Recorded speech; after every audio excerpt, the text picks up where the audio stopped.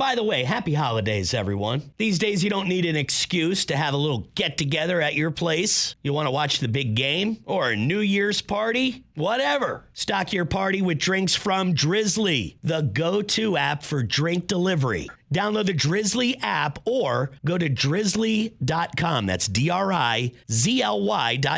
You can schedule drinks to be delivered up to 2 weeks in advance or in as little as 60 minutes. Plus, Drizzly helps you save dough by comparing prices on a huge selection of beer, wine, and spirits from local stores. So grab that to-do list of yours and cross out, go to the liquor store. Download the Drizzly app today or go to drizzly.com. Again, DRIZLY.com.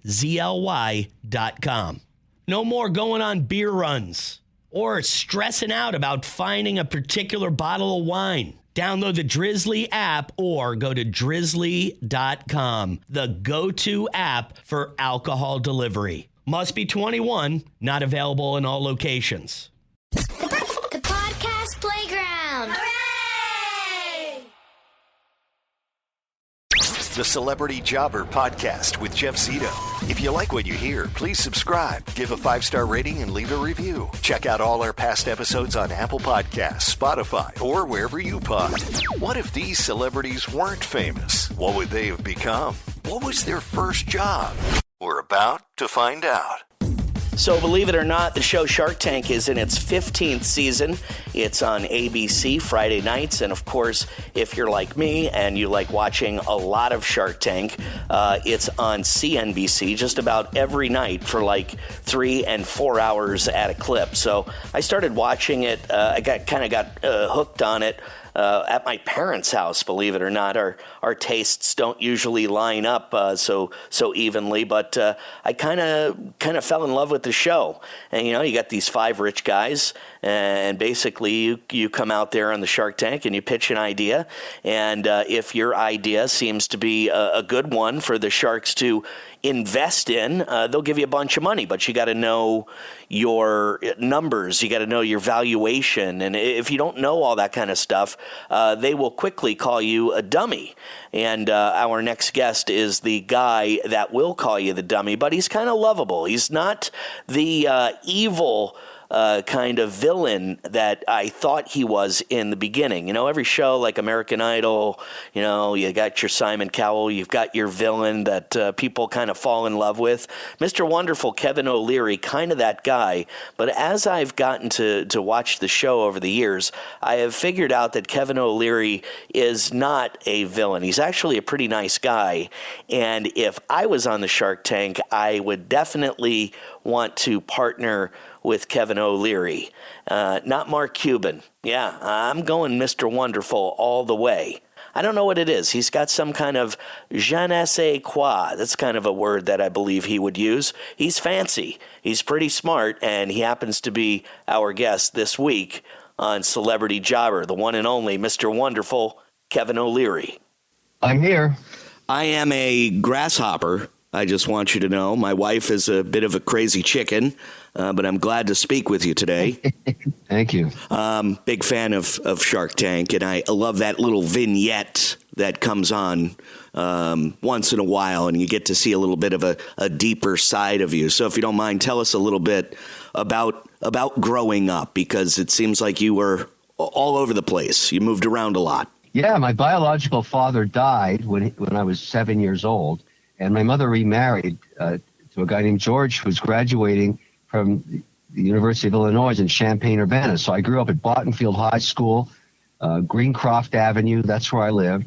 And he got a job at the United Nations, and we started moving to new countries every 24 months. So first location was Cambodia, Tunisia, Ethiopia, Cyprus, France, Japan, Germany.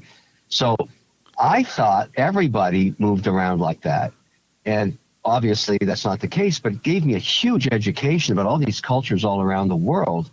And it made me a better international investor, because I'm not scared to put money to work in Phnom Penh, Cambodia, because I know German engineers built the buildings. I know the French colonized it, have fantastic cooking. I learned how to become a chef there. I mean, all of this stuff happened to me, and I didn't know any different. but it ended up being very important in terms of the way I think today. I would imagine. And tell us a little bit about schooling. So you're moving around a lot. Was high school a little bit of a chore? Were you good in school? And then where'd you end up ultimately going to college? Oh, so I went to college in Waterloo, which is a big engineering school, and then did an MBA at Ivy, with both Canadian locations. One's in Waterloo, Ontario, and the other's in London, Ontario.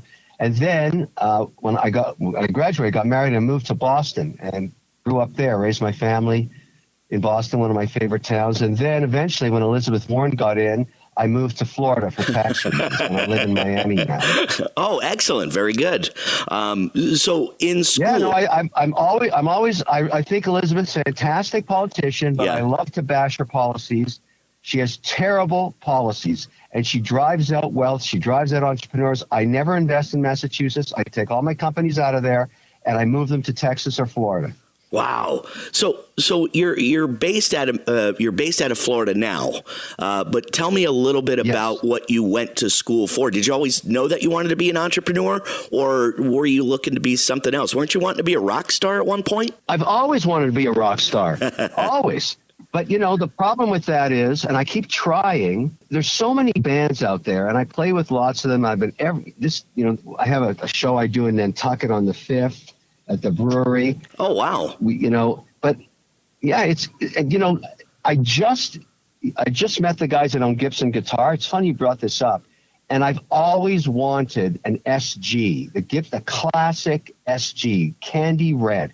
Well, they were really kind to me. They made a one-of-a-kind Mr. Wonderful Candy Red SG. Wow. Based on the original 60s version. And I'm going to rock it with that guitar on the stage at the brewery around 2 o'clock on the 5th. But I can't make a living. My father told me, you'll starve to death. You're just not good enough. When did that click? Right. When did that click? How old were you when you were like, okay, I got to get my stuff together here? 18, I was starving to death. He was right. So I went back to school and said, okay, what am I good at? I think I can do business. Now, and I wanted to be a photographer and a cinematographer, and I wanted to do a bunch of stuff around arts. And he said, you're just not good enough. The competition is going to kill you.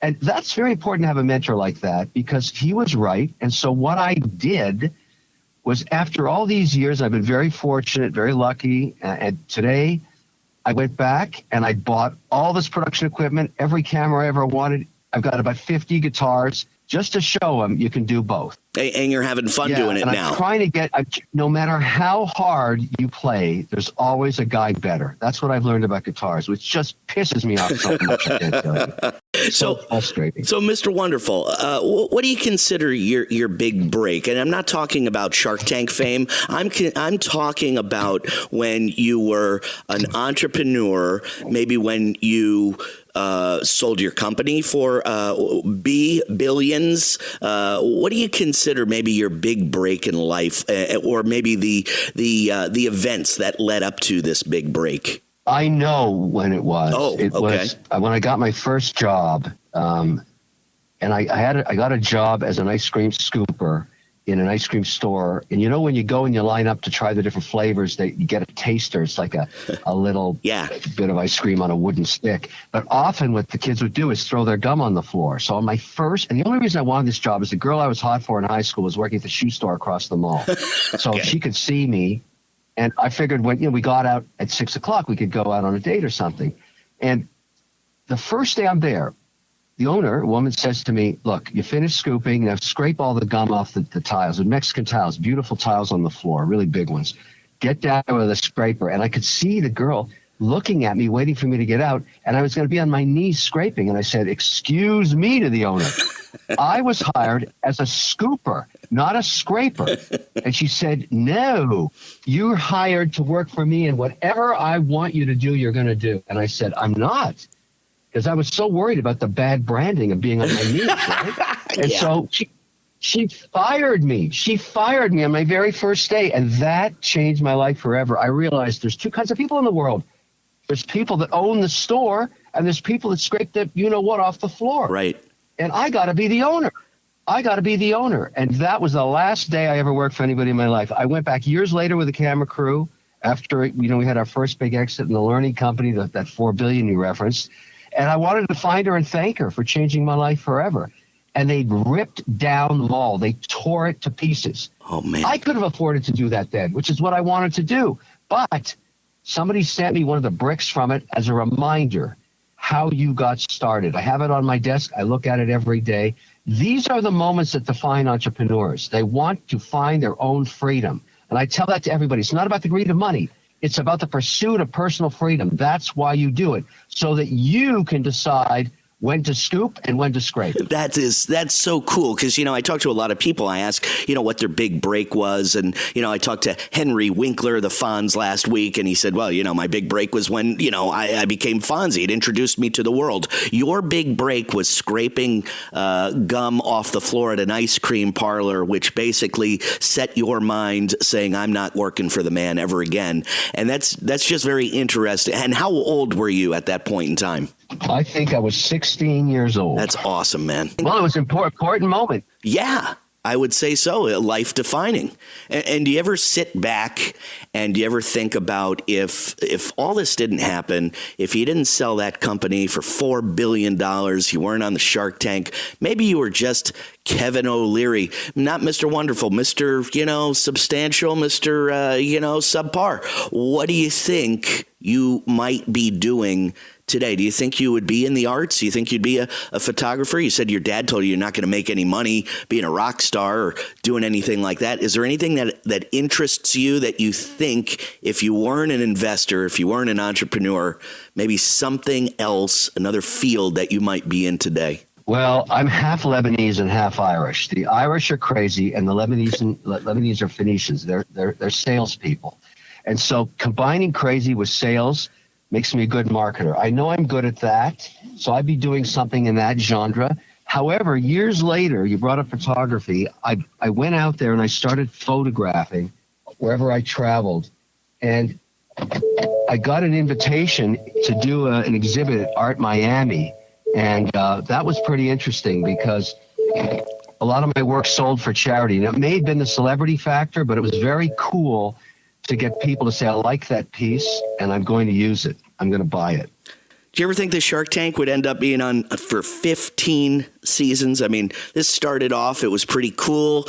Not a lot of shows make it past a couple of years. Yeah, it's in the 1 percentile now. And I must tell you, for the first 3 years, this may be, legend. I'm not sure how true it is, but I believe it to be so. It was on the bubble, as they say on TV, for 3 years in a row. Got canceled 3 years in a row. ABC changed its CEO 3 years in a row.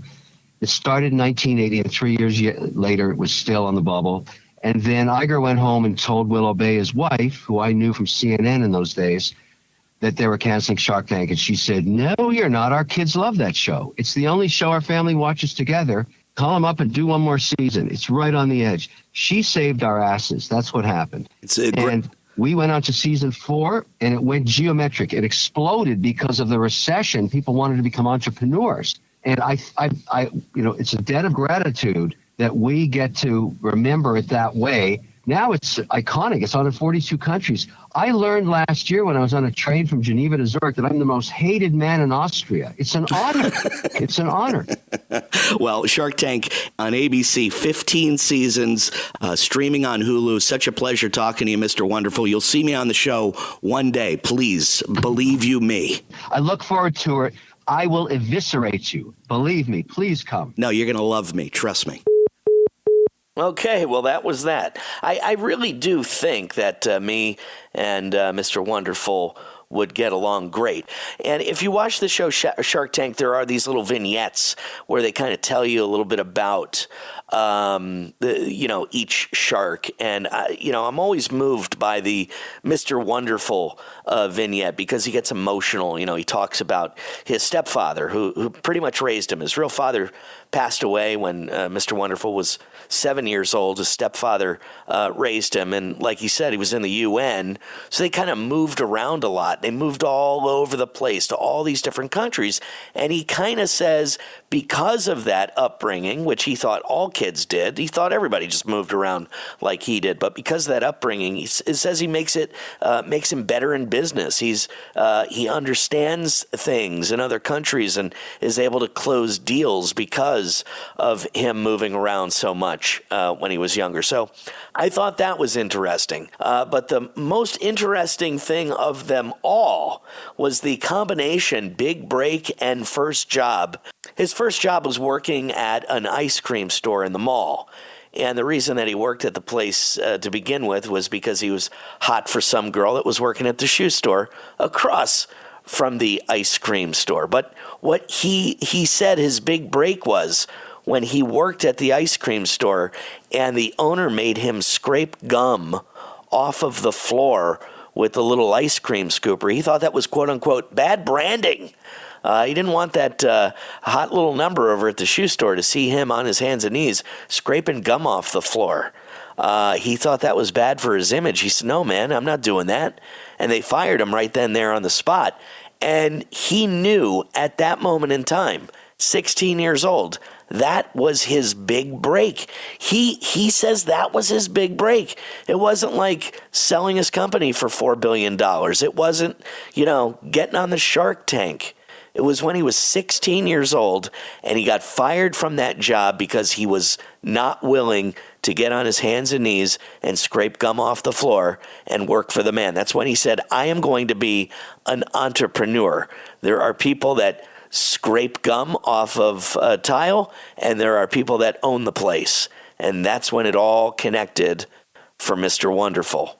Please remember, if you like this podcast, give us a 5-star rating and leave a review. That is most appreciated. On Instagram at Celebrity Jobber Podcast and online at celebrityjobber.com if you want to stream any of our past episodes. As always, thanks for listening to the Celebrity Jobber Podcast. I'm Jeff Zito. We'll see you next week.